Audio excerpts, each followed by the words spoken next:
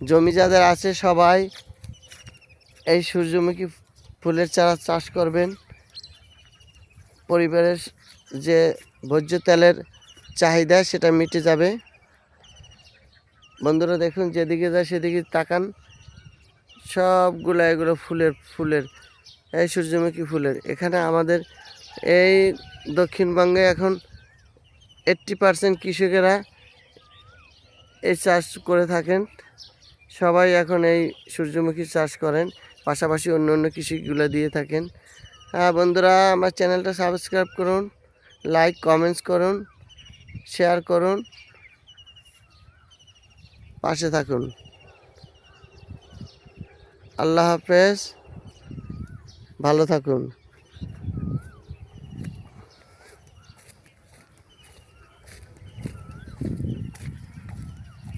এপাশেও আছে হালকা পাতলা মুগ ডাল। মুগ ডালে ওষুধ বড়ি তেমন লাগে না, খুব কম লাগে।